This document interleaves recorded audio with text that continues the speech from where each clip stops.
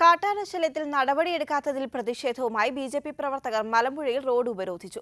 കഴിഞ്ഞ ദിവസങ്ങളിൽ മേഖലയിൽ പകൽ സമയത്ത് പോലും കാട്ടാന ഇറങ്ങി വീടുകളും കൃഷിയും നശിപ്പിച്ചിരുന്നു.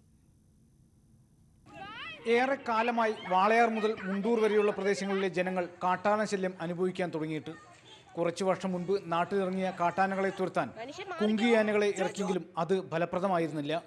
ഇടയ്ക്ക് നാട്ടിലിറങ്ങിയ കാട്ടാന കൃഷിയിടത്തിലെ വൈദ്യുതി തൂൺ മറിച്ചിടുന്നതിനിടെ ഷോക്കേറ്റ് ചരിയുകയും ചെയ്തു. ഇപ്പോൾ വേനൽ തുടങ്ങിയതോടെ പകൽ സമയത്തും കാട്ടാനകൾ വീടുകളിലെ സ്ഥിരം സന്ദർശകരായിരിക്കുകയാണ്.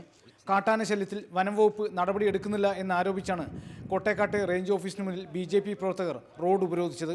സമരം ബി.ജെ.പി. സംസ്ഥാന ജനറൽ സെക്രട്ടറി സി കൃഷ്ണകുമാർ ഉദ്ഘാടനം ചെയ്തു. കാട്ടാനയുടെ ആക്രമണത്തിൽ നിരവധി ആളുകളുടെ ജീവൻ നഷ്ടപ്പെട്ടു.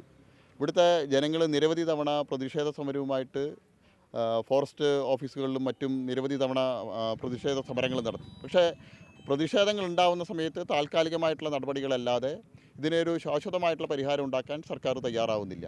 പുതുശ്ശേരി, മലമ്പുഴ പഞ്ചായത്തുകളിലെ ജനങ്ങളാണ് കാട്ടാനശല്യം കൂടുതലായി അനുഭവിക്കുന്നത്. ഇനിയും വനം വകുപ്പ് ജനങ്ങളുടെ ജീവനും സ്വത്തും സംരക്ഷിക്കുന്നതിന് തയ്യാറായില്ലെങ്കിൽ കൂടുതൽ സമരപരിപാടികൾ ഉണ്ടാകുമെന്ന് ബി.ജെ.പി. നേതാക്കൾ മുന്നറിയിപ്പ് നൽകി. മാതൃഭൂമി ന്യൂസ്, പാലക്കാട്.